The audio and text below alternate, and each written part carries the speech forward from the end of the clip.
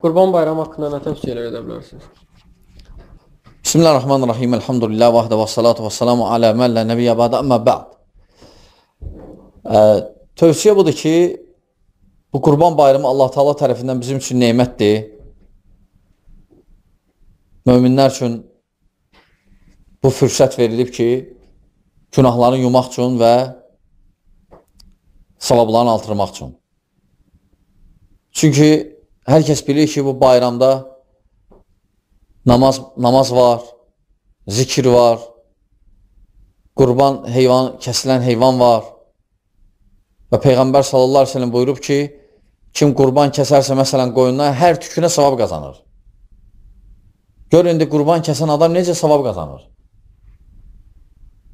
Yəni, mömin üçün böyük fürsətlərdir bunlar. Hamısı Allah Taala tərəfindən rəhmətdir bizim.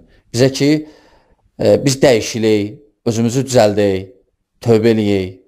Həmçinin, hikmətlərdən də həmçinin bu göstərir ki, vaxt gedir. Dünən Qurban Bayramı deyildi, amma bir gün Qurban Bayramıdır. Vaxt gedir. Və insan ged-gedə də qəbrinə yaxınlaşır. Ona görə, aqil insan belə hadisələr olanda, belə münasibətlər olanda ibrət almalıdır. İbrət götürməlidir, düzəlməlidir. Və bunu da tövsiyə edirik qardaşlara. Qurbanı kəsənə mənim və ailəmin adından kəsirəm deyəndə niyyətə kimlər girir? Təkcə öz ailənin, yoxsa valideynlər də girir? Əslən budur ki, qurban kəsəndə demə, mənim adımdan Bismillah, Allah Ekber, Allah yolunda. Kəsən desin ki, mənim və mənim ailəmin adından Bismillah, Allah Ekber.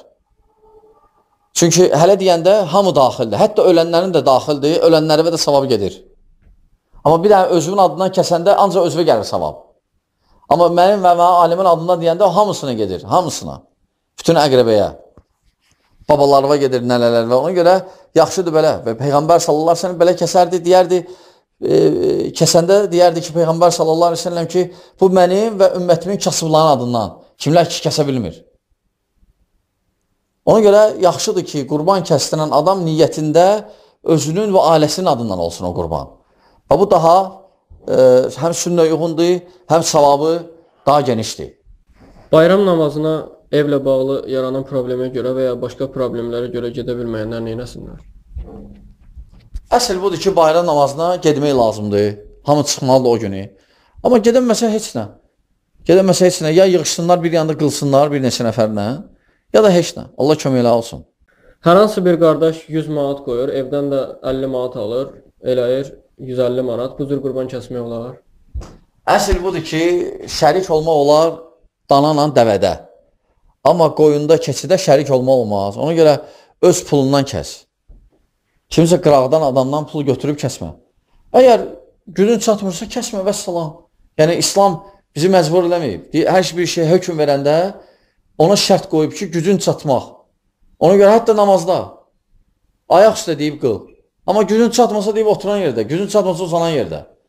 Yəni, İslam hər şeyi nəzərə alıb. Ona görə bəzi qardaşlar görürsən ki, sual verirlər ki, mən borcluyam, kəsim və ya borcluyam və hələ yenə də borca girirəm. Belə vəziyyətdə lazım deyil, çətinliyə salmaq. İmkanın varsa kəs. İmkanı yoxsa kəsmə və salam. Ana bətnində olan uşağa əqiq düşürmü? Düşürsə bunun qurbanlığı adiyyəti var. Yəni, uşağa əqiq düşərsə və kəsilməzsə qurban bayramı üçün qurban kəsə bilərikmi?